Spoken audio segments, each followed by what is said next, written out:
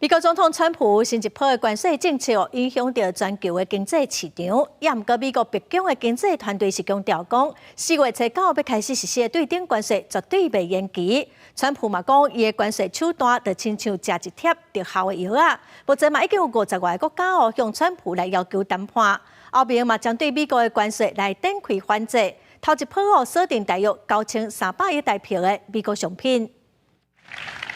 美国总统川普就外伫非洲拍完小白球，这趟伫登去华府空军1号专机顶悬表示，伊的对顶关税政策都是一贴整顿市场的良药。I don't want anything to go down, but sometimes you have to take medicine to fix something. We have been treated so badly by other countries because we had stupid leadership that allowed this to happen. They took our businesses, they took our money, they took our jobs.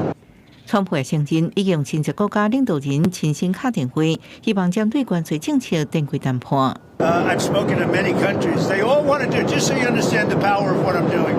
Every country is calling and being very solicitous of us. Very, very nice. They're being very nice.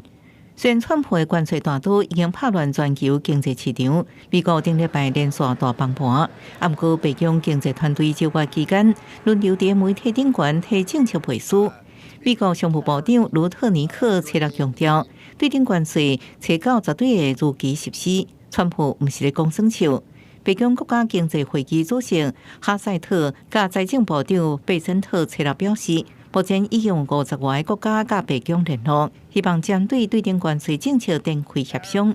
贝森特强调，川普是不是愿意协商，或者是关税政策是不是永久的性质，拢是由川普家己来决定。Well, I think that's going to be a decision for President Trump, but I can tell you that as only he can do at this moment, he's created maximum leverage for himself.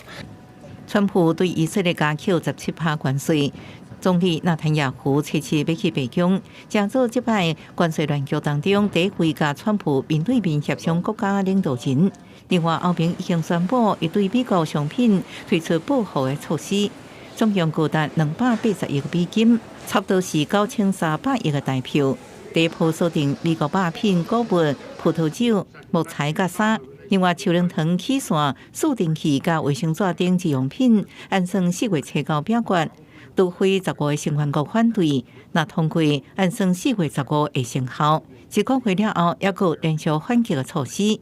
西班牙政府已经宣布差不多5100亿台票来应应美国关税大大冲击。公司新闻景元庆评论。